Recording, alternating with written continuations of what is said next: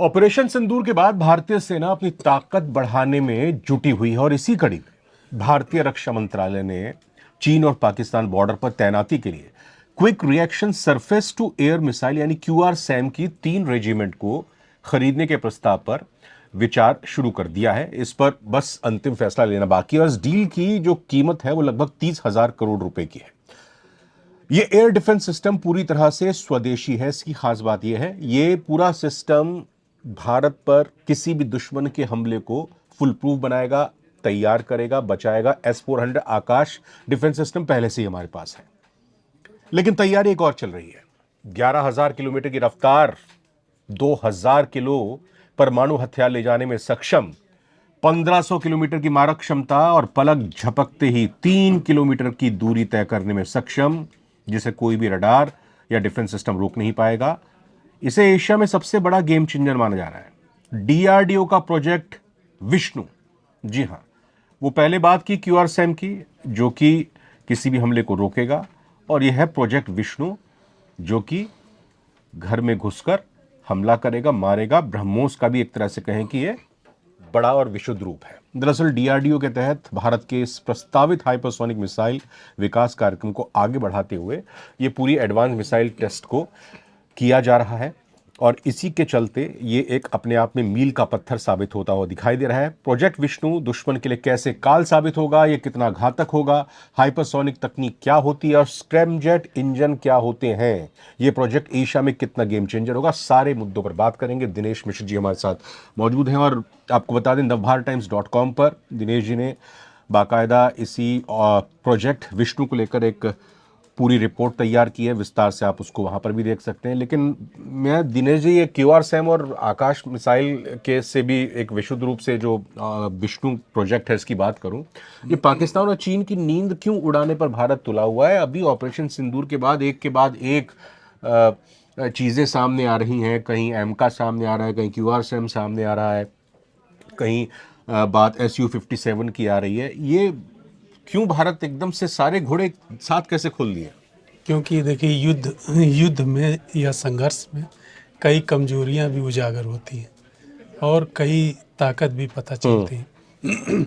Operation सिंदूर में आपने ये देखा होगा कि कई ऐसी रिपोर्ट भी आ रही कि भारत ये नहीं कर पाया या पाकिस्तान इस मामले में बड़ा मजबूत रहा। तो इस चीज को लेकर के दोनों ही देश अपनी अपनी तैयारियों में लगे। वो चीन से खरीद रहा है, अमेरिका से भी लगा हुआ है कि मिल जाए, और इसी तरह से हम भी रसिया से मतलब बातचीत चल रही है और इजराइल की टेक्निक भी हासिल कर रहे हैं। इंजन बनाने पर भी, स्वदेशी इंजन बनाने पर भी बात, कावेरी इंजन, जी उसको आगे कावेरी 2 पर जा रहे हैं इस समय। तो ऐसी तैयारियां इसलिए जरूरी है क्योंकि युद्ध आज की परिस्थितियों में कभी भी हो सकता है। ठीक है, तो S-400 हमारे पास है, एयर डिफेंस सिस्टम, हमने उसका देख भी लिया इस्तेमाल करके कितना प्रभावी रहा। आकाश मिसाइल डिफेंस सिस्टम हमारे पास है। अब ये QRSAM क्यों, 30,000 करोड़ का ये प्रोजेक्ट, अब इस पर विचार क्यों? S-500 भी खरीदने की बात हो रही है, तो ये क्या है, ऐसा क्या गेम चेंजर साबित होगा? ये गेम चेंजर इस मामले में है कि जैसे भारत और पाकिस्तान की सीमाएं बहुत करीब में है। हाँ, और लंबी भी है। हाँ, लंबी भी है, करीब में भी। तो लंबी के लिए तो मान लीजिए S-400, S-500 या और भी जो डिफेंस सिस्टम हम लाने की बात कर रहे हैं, उसके लिए तो ठीक है। लेकिन जो 25 से 30 किलोमीटर की जो दूरी का जो दुश्मन पे वार करना है, या दुश्मन हम पे अटैक कर रहा है, हेलीकॉप्टर से या ड्रोन अटैक कर रहा है या कोई भी इस तरह का अटैक, तो उसके लिए ये बहुत ही अचूक हथियार है। अच्छा, कि QRSAM और एक पूरी तरह से स्वदेशी टेक्निक पर ही, मतलब जो मेक इन इंडिया की मोदी जी की जो मुहिम चल रही है, उसी पर ये काम करेगा। हाँ जी, ठीक है, अब अगली बात करते हैं प्रोजेक्ट विष्णु। भारत इलेक्ट्रॉनिक्स और भारत डायनेमिक्स ही बना रही जो सरकारी कंपनियां हैं। अच्छा जी, ओके, आइए प्रोजेक्ट विष्णु भी जरा बताएं। ये प्रोजेक्ट विष्णु एक तरह से कहें कि ब्रह्मोस का भी विशुद्ध रूप होगा। इसकी मिसाइलें जो बनकर तैयार होंगी। जी। अब जैसे प्रोजेक्ट विष्णु क्या है, एक रक्षा अनुसंधान एवं विकास संगठन DRDO का एक ड्रीम प्रोजेक्ट है। इसकी कल्पना बहुत पहले ही की गई थी, लेकिन अब वर्तमान समय में इसको देखते हुए ऐसा माना जाता है कि ये सीक्रेट रूप से भारत तैयार कर रहा है, अच्छा। क्योंकि इसका अभी कहीं भी आपने लाइमलाइट में बहुत ज़्यादा सुना नहीं होगा इसकी बातें, लेकिन इस पे चल रही कि इसका टेस्ट किए जाने का भी 1000 सेकंड का इसके इंजन का टेस्ट हुआ है अच्छा, और वो बहुत कामयाब रहा है। 1000 सेकंड का मतलब 1000 सेकंड अच्छा। इंजन जो है जैसे वो लगातार काम कर पाए इसको लेकर के, क्योंकि इंजन मेन तो इंजन ही है। 1000 आवर्स होगा मेरे ख्याल से। नहीं, 1000 सेकंड। अच्छा।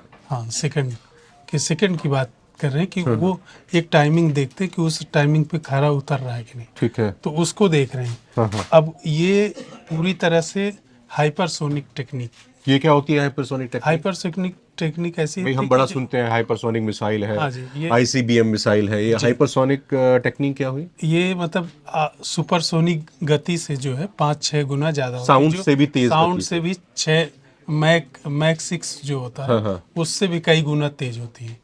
मतलब इसका फायदा क्या होता है कि रडार के ये एक पकड़ तो में नहीं रडार आ को पाते हैं? अच्छा। चकमा दे सकेगा, दूसरी इसके रास्ते में जो भी आएगा वो ध्वस्त हो जाएगा। तो ब्रह्मोस तो है हमारे पास, पृथ्वी है, अग्नि है, ये ब्रह्मोस तो है, लेकिन हाँ। जैसे हाइपरसोनिक उतनी स्पीड ब्रह्मोस के पास नहीं है अच्छा। जितनी ये है हाइपरसोनिक। हाँ। हाइपरसोनिक क्या है कि मतलब आप जैसे समझिए कि पलक आपकी झपकी नहीं, 1 सेकंड में 3 किलोमीटर डिस्टेंस। आप सोचिए कितना तेज उसकी गति होती है, 11,000 किलोमीटर प्रति घंटे की रफ्तार। और मैंने आपका वो पूरा आर्टिकल पढ़ा, उसमें ये भी मेंशन हुआ कि ये टेक्निक सिर्फ भारत के पास है, चीन मतलब अमेरिका के पास, चीन के पास और रूस के पास। अब ये चौथा देश भारत हो गया। चौथा देश, हाँ। मतलब इसके अलावा कोई काम ही नहीं किया या बना ही नहीं पा रहे हैं? नहीं, अभी इस पे और लोग, मतलब ऐसा माना जाता है कि ऑस्ट्रेलिया काम कर रहा है, इजराइल भी इस पे लगा हुआ काम करने में, लेकिन अभी कोई हासिल नहीं कर पाया। भारत इस दिशा में एक कदम आगे है इन सभी से।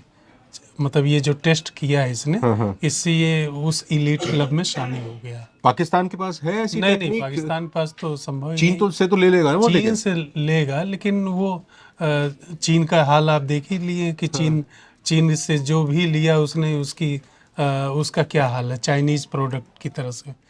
खैर उसकी कोई चाइना ने गारंटी तो नहीं। जी। अपना सेल भी लगाई हुई है, डिस्काउंट पर चल रहा है वहाँ पे तो सब कुछ। अच्छा ये बताइए कि स्क्रैमजेट इंजन क्या होता है? स्क्रैमजेट इंजन की भी टेक्निक इसमें हम यूज़ करेंगे।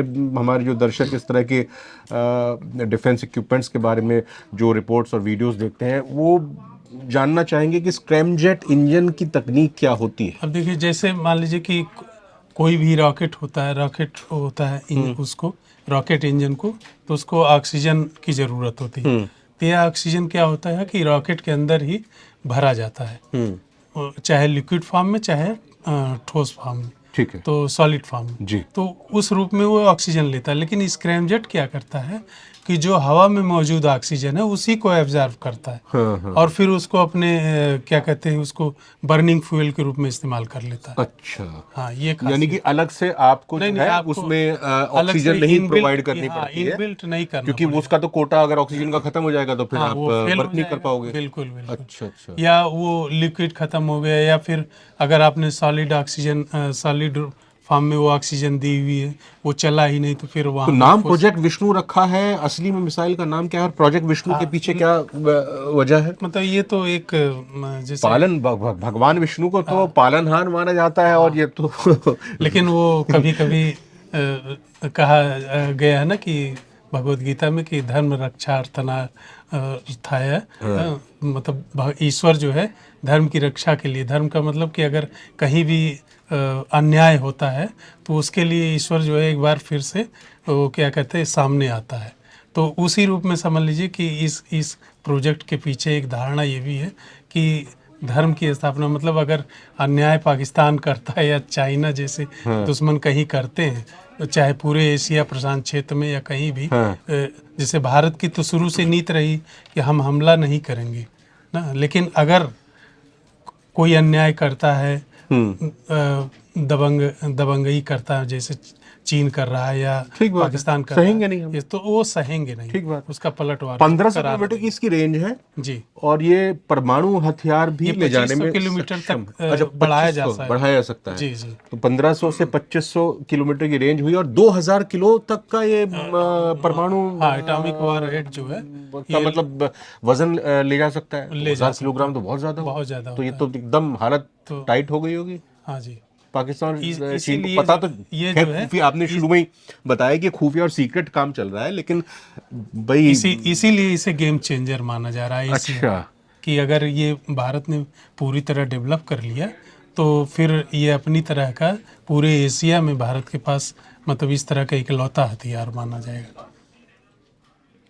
नाम नहीं बताया आपने। प्रोजेक्ट विष्णु तो है, लेकिन इसका असल में हाँ, मिसाइल नहीं, का नाम क्या रख रहे हैं? मिसाइल का नाम इसका है ETLDSCM। अच्छा, ये टेक्निकल नाम हो हाँ, गया। हम तो टेक्निकल इसको नाम है। हम तो मतलब इसका नाम हमारे है लिए तो भाई अग्नि, पृथ्वी, हाँ, ब्रह्मोस, एक्सटेंडेड ट्रेजेक्टरी त्रिशूल। लॉन्ग ड्यूरेशन हाइपरसोनिक क्रूज ना मिशन। ना, हम तो तो उसको ये टेक्निकल विष्णु जी बोलेंगे तो हमको। हाँ, प्रोजेक्ट विष्णु ही है।